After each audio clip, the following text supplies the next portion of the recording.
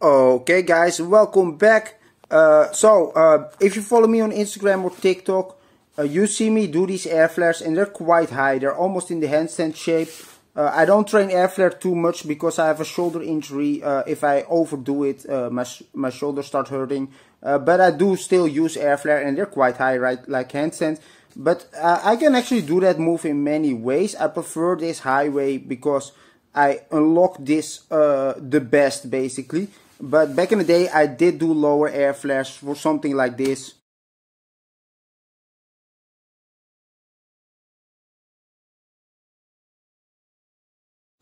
So as you can see, there's a pretty low angle, but you can actually go way lower than this, right? So this is just basically what a normal air flare is, what I just showed you, but we can go way longer. And I actually did a tutorial on low air flares, but we're gonna explore how you can keep that sucker even lower than that. The trick is very simple. It's exactly like the other tutorial, and the gist of it is you do the air flare like it's a flare, but you keep your hip higher than your head. This basically makes you fly over automatically. But in this case, what we do is we do almost the same, but we keep the hip ever so slightly lower than the head. So that will give you a very, very low angle.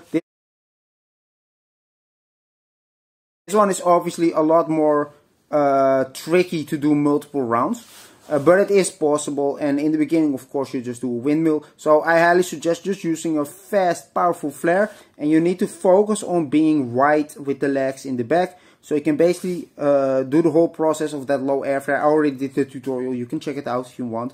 But here the only difference is you use the momentum of a flare or windmill in front to give you that speed. Because if you use the power move angle, the power move entrance, you probably your hip will be too high to get that super low angle. So it's a little bit easier from a flare.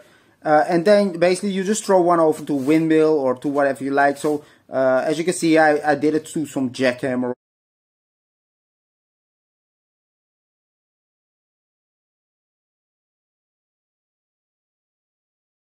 or some shit like that. So it was very, very low. But it's possible to do air flares like this. Back in the day, I guess I did too, but it was sort of with my feet touching the floor. But it's very possible to do, and you know, you see b-boys like Castrito or whoever do very, very low air flares like this. I had back in the day a buddy from my crew where I was in back then, Alejandro. He could do actually multiple rounds this low.